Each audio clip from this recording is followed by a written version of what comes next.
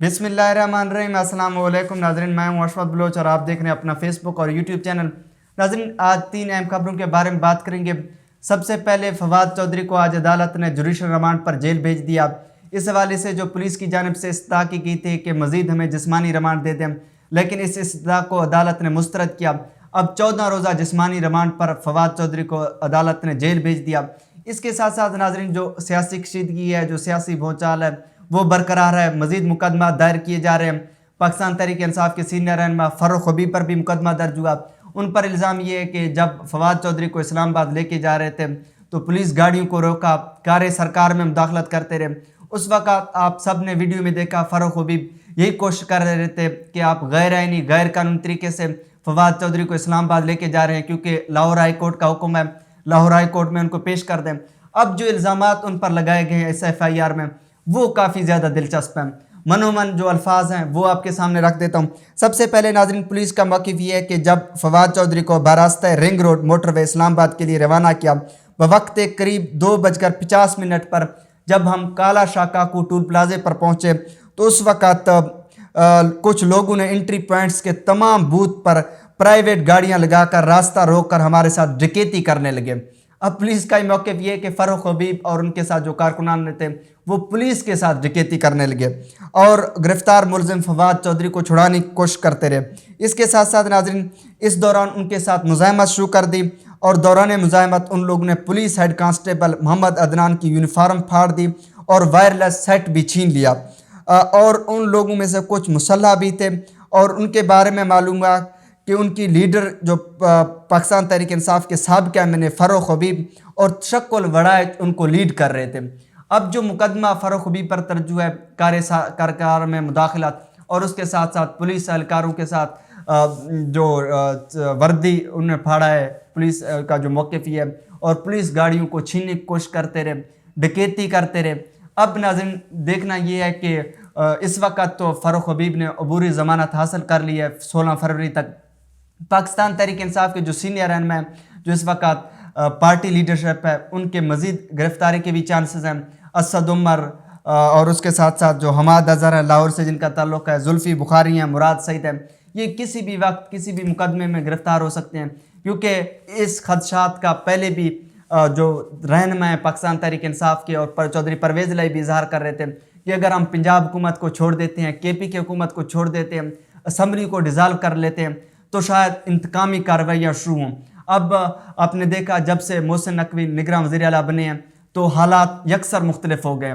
पाकिस्तान तहरीक इंसाफ के जो चेयरमैन हैं इमरान खान को भी किसी भी वक्त इस वक्त जो हुकूमती की तरफ से फ़ैसला हुआ है और एस्टेब्लिशमेंट में मौजूद लोग हैं वो इस वक्त कोशिशें कर रहे हैं कि किसी भी तरह इमरान खान को भी गिरफ़्तार कर लें, लेकिन ज़मान पार्क के बाहर जो पाकिस्तान तहरीक इंसाफ के कारकुनान हैं उन्होंने सही तरह से सिक्योरिटी कर रहे हैं, जमा हो गए हैं, कैंप्स लगा लिए हैं कि हम इमरान खान को किसी भी सूरत गिरफ़्तार नहीं करने देंगे।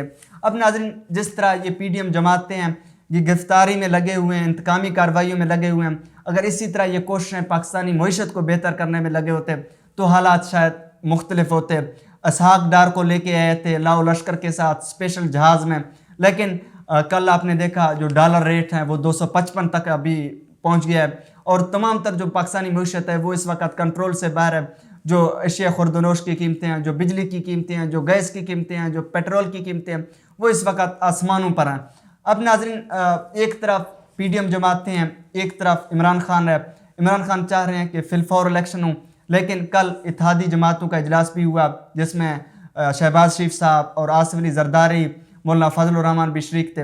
अब उनका जो मौक़िफ़ है वो जल्दी इलेक्शन नहीं करना चाह रहे, चाहे पंजाब हो या KP के हो। इस सूरत हाल में इमरान खान का मुकाबला करना उनको मुश्किल लग रहा है। जो एग्रीमेंट हुआ नवाज़ शरीफ के साथ कि नवाज़ शरीफ को पाकिस्तान वतन वापस लेके आएंगे खैरियत के साथ, उनको कोई गिरफ़्तार भी नहीं करेगा और उसके साथ साथ इमरान खान ना हिलेंगे। अब इस सूरत में नवाज़ शरीफ का यहाँ पर आना, पाकिस्तान में आना भी काफ़ी ज़्यादा मुश्किल है।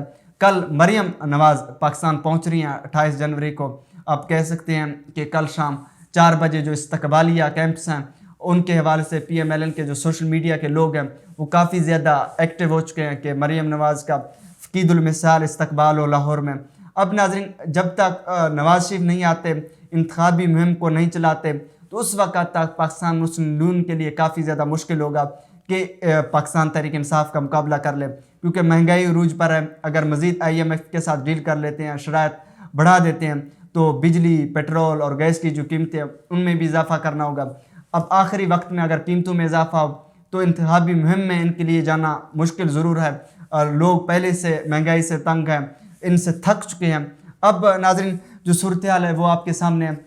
جس طرح ناظرین جو پرویز الہی کے متعلق لوگ خیال کر رہے تھے بالکل ویسا ہی ہوا۔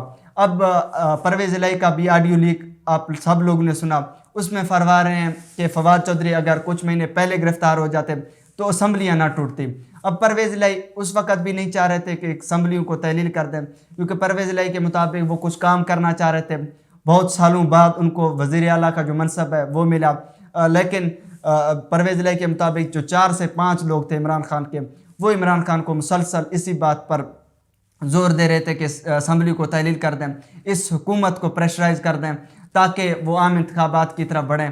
اب ناظرین عمران خان کا یہ خیال تھا، عمران خان چونکہ آئینی طریقے سے جو جنگ ہے اس کو لڑ رہے ہیں، لیکن جو PDM جماعتیں ہیں وہ غیر آئینی غیر قانونی طریقے سے اس وقت کوششیں کر رہے ہیں کہ کسی بھی طرح نگراں سیٹ اپ کو طول دے دیں، اور اس کے ساتھ ساتھ جو وفاق میں الیکشن ہونے ہیں اس کو بھی طوالت دیتے ہیں، معاشی ایمرجنسی لگائیں۔ اب اس تمام تر صورتحال میں ناظرین حالات کچھ بھی کہا جا سکتا ہے، جو معاشی صورتحال ہے وہ کافی زیادہ دگرگوں ہے، غریب تنگ ہے۔ اب سیاسی کھینچا تانی میں جب معاشی استحکام نہ ہو، سیاسی استحکام نہ ہو، تو حالات مزید کشیدگی کی طرف جا سکتے ہیں، گرفتاریاں بھی ممکن ہیں۔ اور ناظرین اب دیکھنا یہ ہے کہ آنے والے دنوں میں کیا کچھ ہوتا ہے۔ عمران خان تو چاہ رہے ہیں کہ الیکشن ہو فریش مینڈیٹ کے ساتھ جو بھی آ جائے، لیکن دوسری طرف PDM جماعتوں کا یہ موقف ہے کہ ڈیلے کا شکار کر دیں۔ اب کل آپ نے دیکھا جو صدر پاکستان ہے عارف الوی، وہ 2 مرتبہ پاکستان تحریک انصاف کے چیئرمین عمران خان سے ملنے بھی آئے تھے، اور اس وقت جو میسنجر کا ایک کردار ادا کر رہے ہیں، اسٹیبلشمنٹ اور عمران خان کے درمیان ایک دوسرے کے ساتھ پیغام پہنچا رہے ہیں۔ اسٹیبلشمنٹ کا اس وقت جو پیغام ہے، ذرائع یہ دعویٰ کر رہے ہیں کہ انہوں نے کہا ہے عمران خان کو کہ جو گرفتاریاں، جو مقدمات درج ہو رہے ہیں اس میں اسٹیبلشمنٹ کا ہاتھ نہیں ہے، اور پاکستان تحریک انصاف کے ساتھ جب سے جنرل عاصم منیر آئے ہیں وہ سیاسی مداخلت نہیں کر رہے۔ لیکن بدقسمتی سے ناظرین جرنیل اس طرح کی باتیں کرتے ہیں، لیکن ان باتوں پر عمل کسی بھی وقت نہیں کرتے۔ جب ریٹائر ہونے کے قریب ہوتے ہیں تو یہ اعلان کرتے ہیں کہ ہم تو مداخلت کرتے رہے، لیکن اس کے بعد پاکستانی سیاست میں اسٹیبلشمنٹ کا رول نہیں ہوگا۔ لیکن ناظرین اب سب لوگ دیکھ رہے ہیں کہ یہ صرف نگراں سیٹ اپ نہیں ہے، PDM جماعتیں نہیں ہیں، لیکن جو راولپنڈی میں موجود جو اصل طاقت کا سرچشمہ ہے وہی لوگ تمام تر فیصلے کر رہے ہیں۔ ناظرین انشاءاللہ نیکسٹ ولاگ میں مزید معلومات کے ساتھ، مزید اطلاعات کے ساتھ آپ کی خدمت میں حاضر ہوں گے۔ فی الوقت اجازت دیجیے، اللہ نگہبان۔